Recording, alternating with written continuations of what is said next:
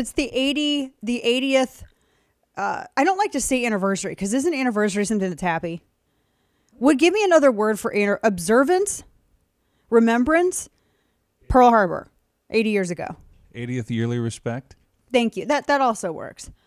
So, 40 years ago. And I have been, if you've never been to Pearl Harbor, if you ever get a chance to go, it is a must go. Because that whole area, for me, it was frozen in time. And I don't think that I have ever, I'm a huge World War I, World War II history buff, and I love the World War II, get up and get her done aesthetic, right? That ethos that permeated everything from Hollywood to advertising. I loved it.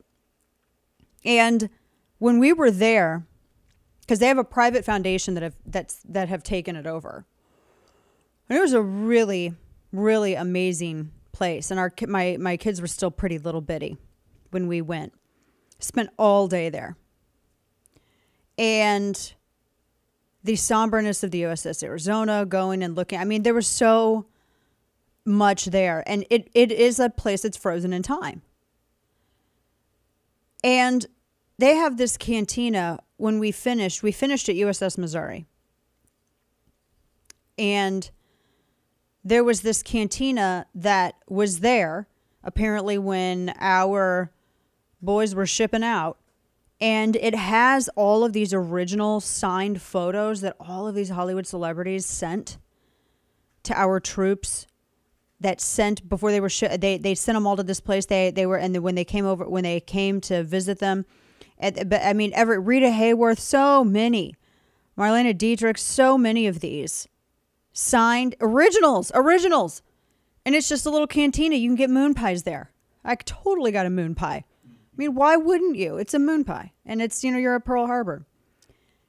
It's just an amazing thing to see. And when you're there by the USS Arizona and you see the mountain ridge over which those first bombers came over, that's something else. Those first suicide planes came over. I mean, that's something else. It's a very, very heavy thing. And you know how the United States responded, ladies and gentlemen?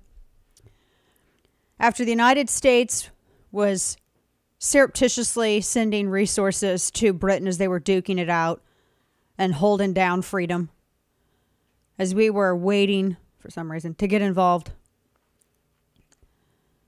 you had Imperial Japan come and bomb Pearl Harbor. And we did not respond by sending over generals like Mark Milley, who screamed about white rage. We did not send over people like Anthony Blinken to talk about my truth and wokery. We didn't send over anybody to talk about pronouns and bathrooms and use Marxist buzzwords and talk about systemic whatever. That's not how the United States responded. No, what we did instead is we said we can do this easy, or we can do it real easy. Your pick. And they picked real easy. And we bombed the ever-loving hell out of them. And my response, because I know everyone loves to try to romanticize and politicize and try to act like there's a better way. There's been a lot of analysis on it. If you think that our not doing that would have resulted in less bloodshed, you are too stupid to engage in this conversation. Sit down.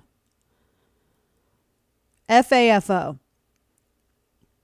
And that's when the United States flipped the table. 80 years ago today. And now look at it.